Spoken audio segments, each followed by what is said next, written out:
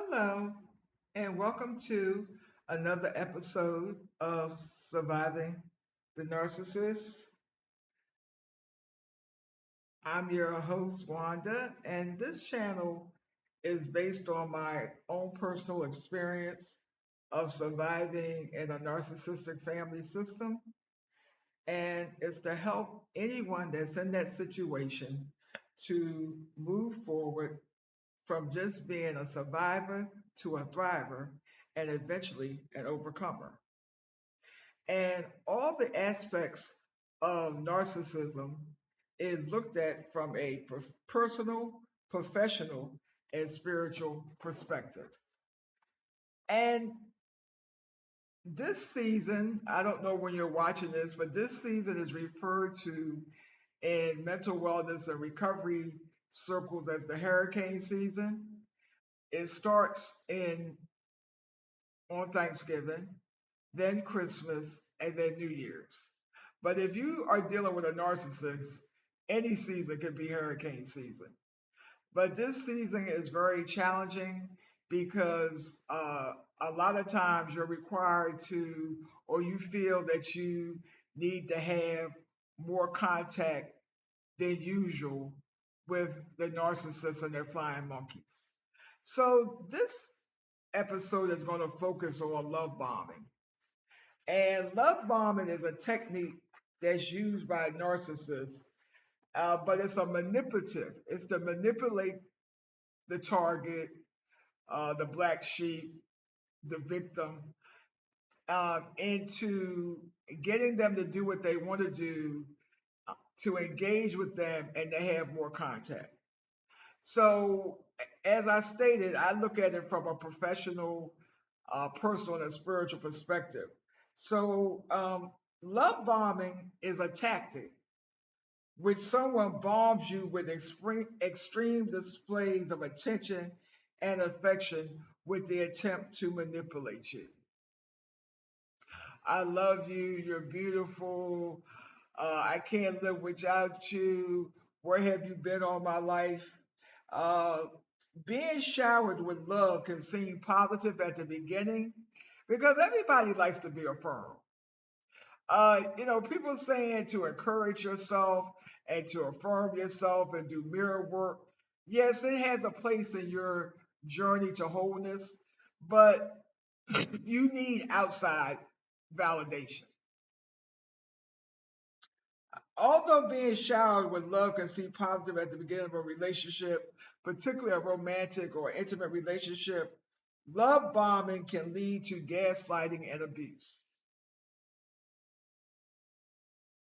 especially when being used by a narcissist in an attempt to control you. Now, what does love bombing feel like? At the beginning of getting to know a person, you might view this person in your relationship as charming, especially attentive. The person may praise you excessively. They tell you they adore you. They seem emotionally attached to you way too quickly. Love bombing often takes place at the beginning of a relationship. So that's why you have to be careful how you start a relationship.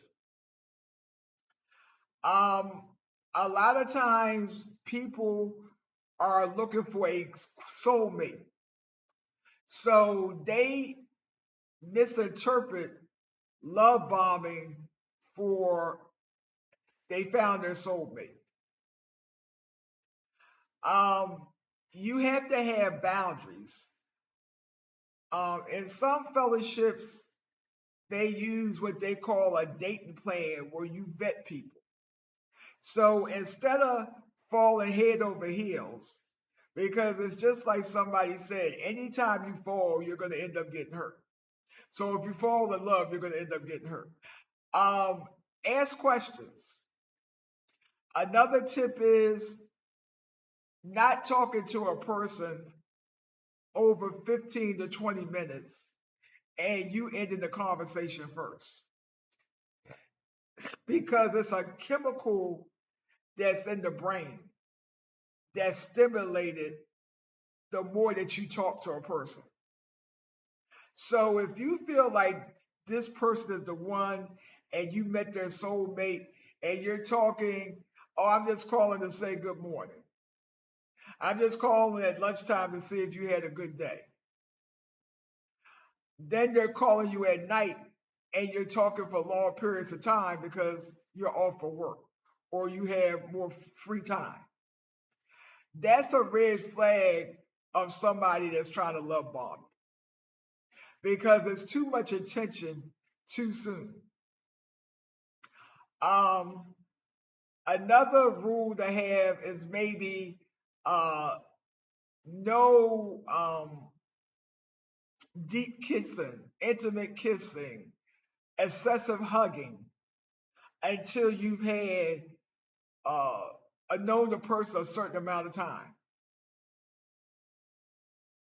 Because some people, when they touch you, it's a form of foreplay, but you may not know it because it's not just well, hi, how you doing? It's you know, you know, intimate hugs um, that last for an extended period of time. Then before they let go, they might, rub their hands down your back, caress your hands, look at you in your eye. Well, that's a form of foreplay, and that's love bombing. Um, Not having dates in private places. Um, Start off, we have telephone conversations. Let's go to a restaurant. Let's do something open in the public. Because a love bomber who's trying to manipulate you is going to try to have sex or intimacy very soon. Because when you have sex, that is an attachment and it creates a soul tie. Um, so another thing in love bombing, especially if your relationship with the narcissist is physically abusive, and then of course is emotionally abusive, but um, emotionally abusive outside of the narcissistic behavior as far as the love bombing and the gaslighting and things of this nature. Um, in cases of domestic violence or intimate partner violence, the abuser will inflict abuse and then turn around and say how much they love you. And then they will go to drastic measures to get back into your good graces and to keep you in the relationship. So that's another thing that love bombers do. And so love bombing has stages. So the first stage is idolation. They idolize you, and that's why love bombing feels so good. Love bombers sweep you off your feet. It's like being flooded. It is a drug, dopamine. It's the feel good character that your brain releases. And another common sign of a love bomber is that they don't do anything halfway. They're all in from the beginning. And then the next stage is devaluation, which is the second stage. So one of the telling signs of being love bombed occurs during the second phase. And that's when they start devaluing you. The partner, the person, you, when we say the narcissist, your mother, your father, your pastor, church members, co-workers, they will alternate between being kind one minute and cruel the next. They are smart enough to be loving in public so others think that they are great, but then they turn abusive, especially in private. Dr. Jekyll, Mr. Hyde, Dr. Jekyll, Miss Hyde.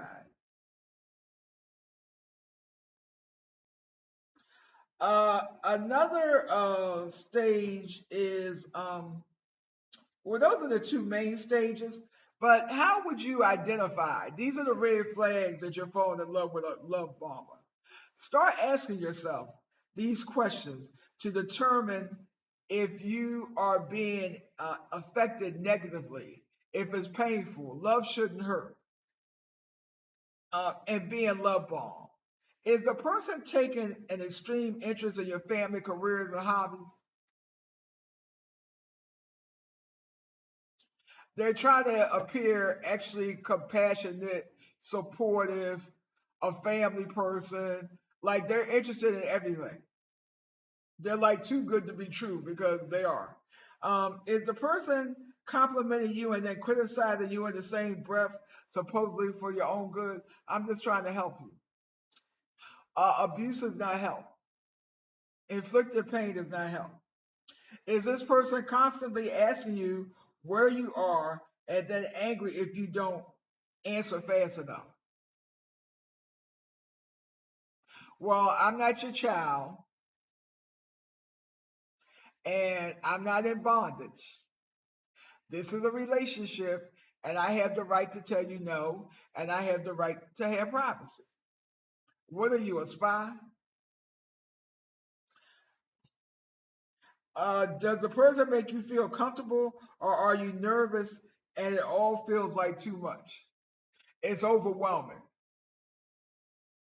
If you meet somebody today and they call you for breakfast tomorrow, and they call you at lunchtime, and they call you at dinner time, and they call you just to tell you good night, it is too much.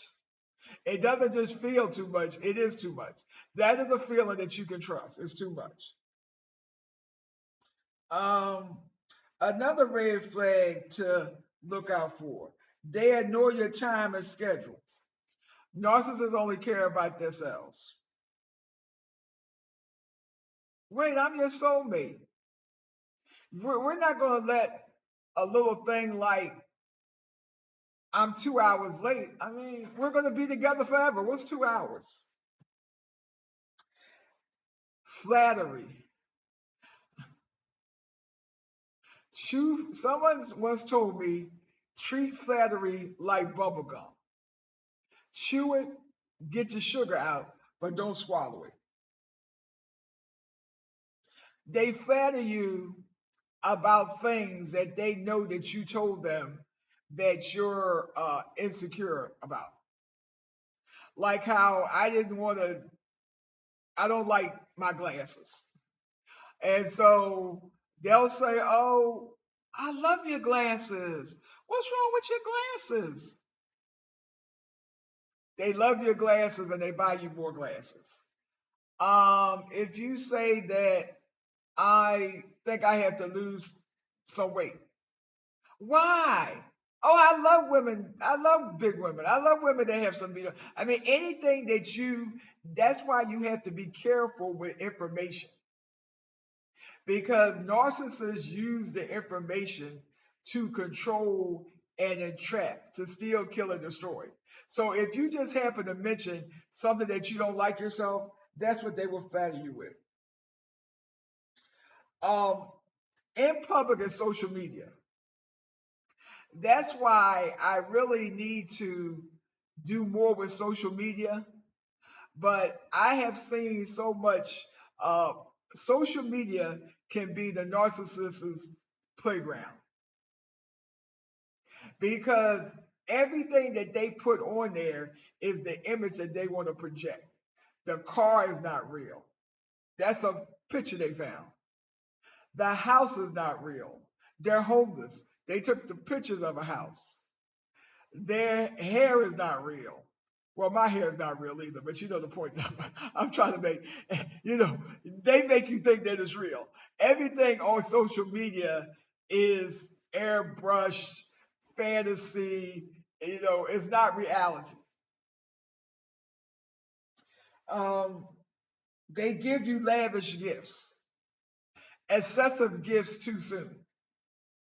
I'm not saying if you've been into a long-term relationship with this person and you say, well, we're going to do things of this nature.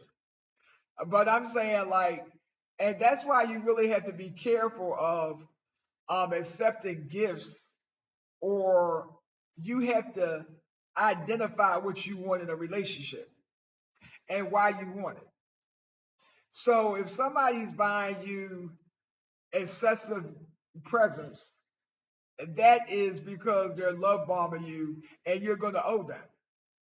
Or they want you to have a soul tie. And then when you try to break up with them, when you trying to break up with me after I paid your rent, paid your car note, bought tires, I mean, that is excessive. But in this materialistic society, people don't think that's excessive. But that's excessive if you're not in a significant long-term relationship, because you're really, it's a transactional relationship that you're establishing. Um, they need constant reassurance. So if you don't answer their text right away, if you don't do this right away, they're gonna have a temper tantrum, and their anger is gonna come out. Narcissists confuse you. They are insecure, so they blame you for everything. Everything's your fault. Well, what did I do?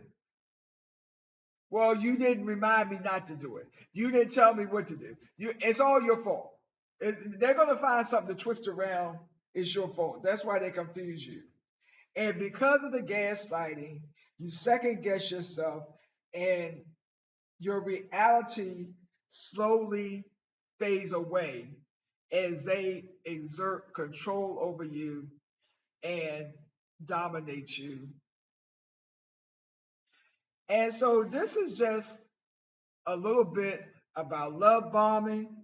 If you found this video helpful, please like, subscribe, and share. And thank you for watching. And until next time, be blessed and survive the narcissist and move from just being a survivor to a thriver to an overcomer.